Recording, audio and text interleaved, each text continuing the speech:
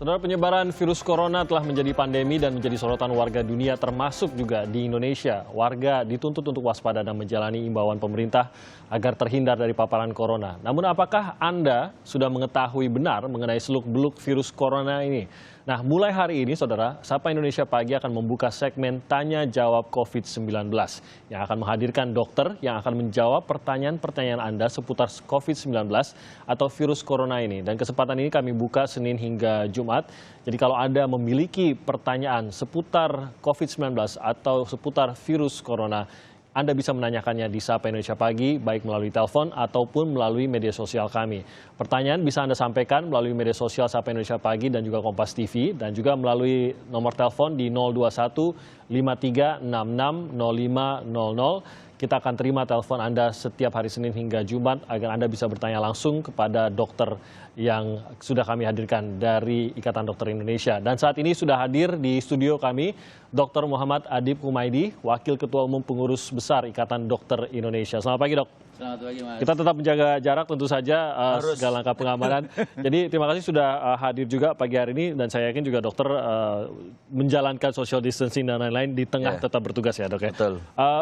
Pertanyaan akan kita buka, jadi Anda bisa menghubungi kami. Anda juga bisa menghubungi melalui media sosial. Namun kita akan mencoba menjawab, Dok, pertanyaan masyarakat, karena dalam beberapa pekan terakhir banyak sekali yang menelpon juga ke Sapa Indonesia Pagi bertanya seputar COVID-19 karena masih banyak yang belum diketahui. Jadi semoga sosialisasi bisa kita lakukan pagi hari ini. Pertanyaan pertama ini dari media sosial yang akan kita tampilkan untuk Anda. Pertanyaan pertama dari pengirim melalui media sosial akun di Zaif 0998. Perbedaan COVID-19 sama flu biasa apa, Dok?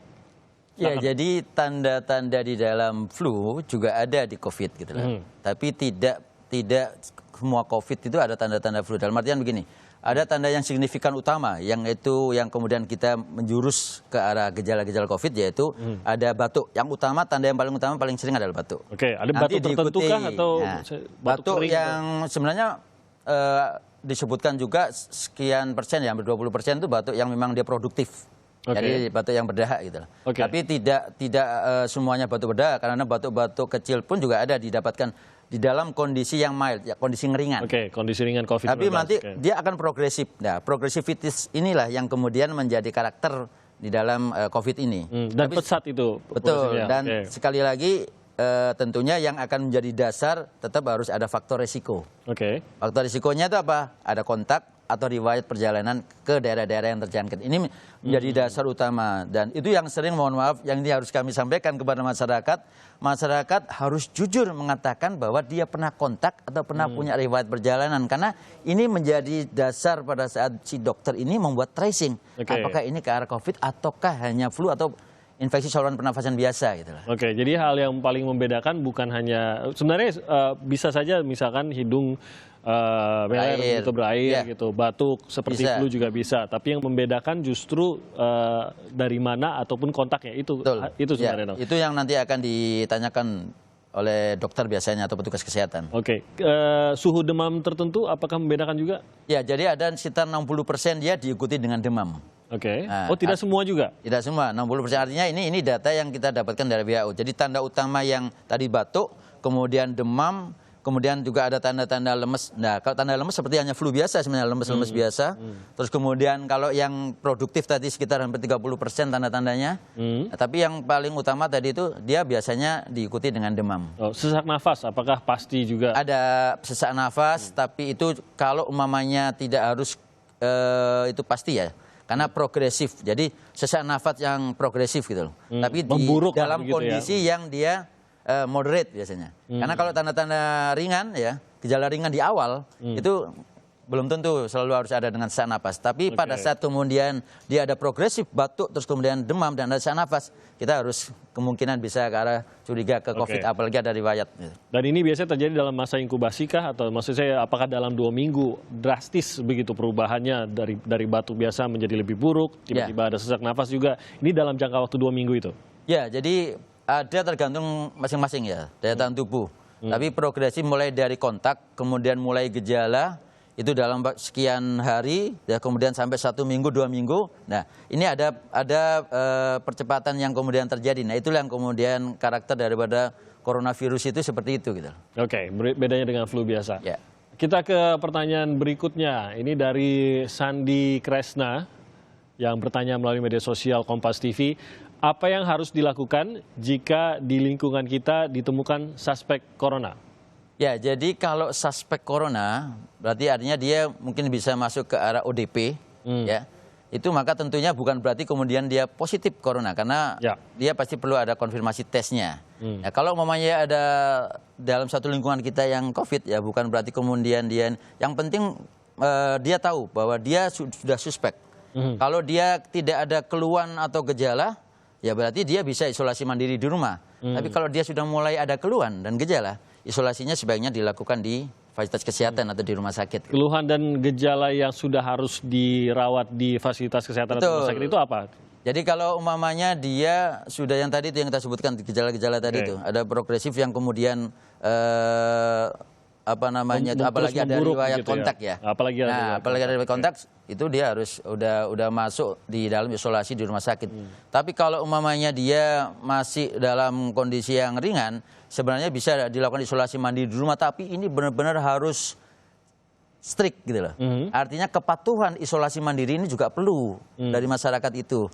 Jadi termasuk buat pasien-pasien yang memang dia suspek corona ini. Karena kadang-kadang yang kita sulit pada saat kemudian di isolasi mandiri di rumah, dia masih kontak dengan lingkungan, masih kontak dengan keluarga. Jadi bedakan isolasi mandiri di rumah dengan di rumah aja. Ini beda ya? Beda. Di rumah aja berarti kita masih beraktivitas seakan normal. Di rumah gitu saja dia belum suspek.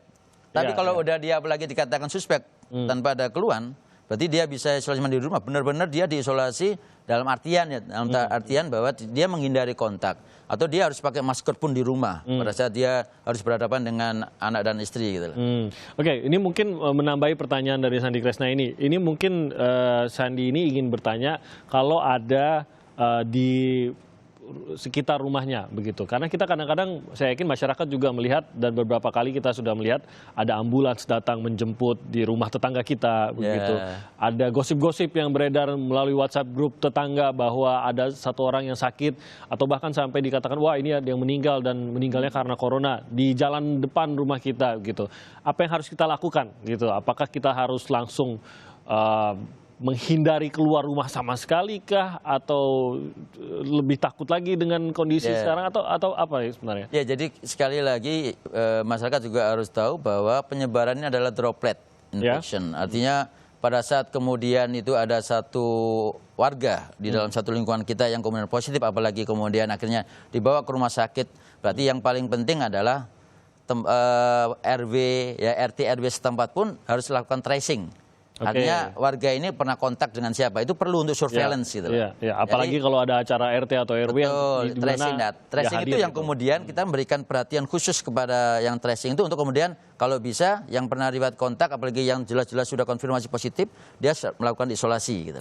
Tapi konteksnya bukan berarti kemudian dia apa istilahnya itu sudah tertular COVID gitu, bukan? Sudah tertular COVID terus kemudian harus diasingkan. Jadi ini istilah-istilah isolasi ini bukan berarti diasingkan, karena sekali lagi support terhadap ya istilahnya itu warga yang terkena atau mungkin baru suspek atau ODP atau pernah riwayat kontak ini bukan berarti kemudian dia harus dihindari sama sekali, karena sekali lagi itu bisa tertular kalau droplet infection. Jadi dalam jarak 1,5 meter, 1 meter yang kemudian kita berbicara atau apa bersin, gitu.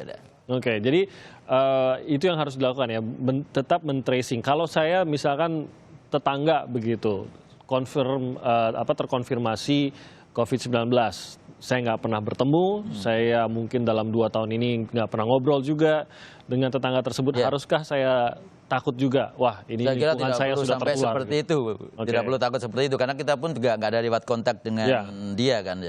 Jadi tidak perlu khawatir. Tidak perlu khawatir. Dan sekali lagi yang paling utama bagi kita, buat masyarakat adalah menjaga daya tahan tubuh, tetap senantiasa menjaga kebersihan, cuci tangan.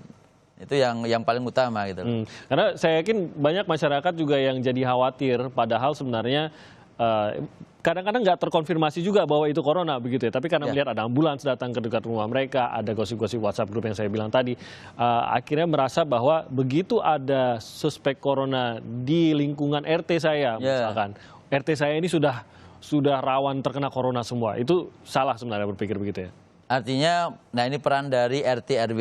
RT RW pun kalau bisa terinformasikan dengan benar, informasi terkait dengan coronavirus ini. Dan ini sekali lagi kepentingan kita melibatkan ya RT RW adalah dalam konteks untuk kemudian supaya masyarakat juga paham dan supaya masyarakat juga tidak kemudian semakin panik. Apalagi ada dalam satu wilayah. Tapi kita memang perlu untuk melakukan peta sebaran dalam satu wilayah. Mamanya dalam satu wilayah RT RW itu dia ada yang jelas positif, maka kita benar-benar harus melakukan tracing, kemudian kalau ada gejala-gejala apa harus segera kemudian dibawa ke rumah sakit pada orang-orang tertentu di wilayah itu. Karena sekali lagi ini perlu untuk kemudian membuat peta sebaran daripada coronavirus ini. Jadi reaksinya bukan dengan ketakutan, tapi reaksinya langsung melakukan tracing itu tadi melalui RT RW. Kita ke pertanyaan berikutnya dari Ali Fajria Rahman. Kapan ODP boleh memeriksakan diri ke rumah sakit rujukan, dong? Jika ada riwayat kontak terutama. Jadi kalau ODP ya kemudian riwayat kontaknya jelas dan kemudian dia mulai ada keluhan, sebaiknya dia memang kemudian baru ke rumah sakit rujukan. Tapi kalau hanya ODP saja, tapi dia riwayat kontak pun kalau ada tapi tanpa ada keluhan, sebaiknya dia melakukan isolasi secara mandiri atau kemudian dia mengobservasi dirinya dalam jangka waktu mungkin 14 hari untuk melihat apakah ada hal-hal yang muncul gejala-gejala yang mengarah ke arah COVID. Gitu. Kalau sekarang kan kita melihat misalkan menaiki kendaraan umum, ya ada beberapa video yang suka di-share juga seorang yang sudah terkena corona, dia batuk atau bersin ke tangan lalu memegang tiang, lalu kita memegang tiang yang sama. Ini kan sebenarnya kita tidak ada riwayat kontak yang kita ketahui, gitu, dokter, dengan seseorang yang sudah terpapar virus corona. Apakah kalau saya terbiasa mengambil kendaraan umum atau menggunakan kendaraan umum, lalu saya mulai ada gejala, apakah saya bisa langsung meminta untuk memeriksa atau sebaiknya saya langsung memeriksakan diri ke rumah sakit rujukan atau bagaimana? Ya, paling tidak kemudian nanti diperiksa oleh dokter, nanti di situ akan dilakukan anamnesa. Apakah ada keluhan-keluhan atau riwayat-riwayat yang kemudian mengarah ke arah COVID gitu. Akan lebih baik memang jika ada hal-hal yang kemudian ada keluhan, sebaiknya kemudian pergi ke dokter untuk berkonsultasi ke dokter. Tapi tidak harus ke rumah sakit rujukan? Tidak harus ke rumah sakit rujukan. Dan sekali lagi yang paling penting juga adalah proteksi diri bagi kita. Apalagi buat masyarakat yang masih beraktivitas dalam konteks bahwa dia ada kepentingan yang memang mendesak untuk beraktivitas, maka senantiasa tetap menjaga kebersihan, memakai masker ya. Walaupun dia pada saat itu dinyatakan sehat, karena kita tidak tahu di lingkungan kita, karena 80% itu hanya dengan gejala ringan dan asimptomatik karier. Itu yang paling penting, sehingga mau tidak mau kita sendiri yang menjaga. Dan jangan lupa selalu membawa hand sanitizer. Kalau kita ada kontak number, kita sebaiknya langsung mencuci tangan kita. Harus menyadari betul apa yang kita pegang begitu ya. Kalau sudah memegang, jangan lupa langsung dibersihkan begitu ya. Agar jangan sampai terjangkit juga.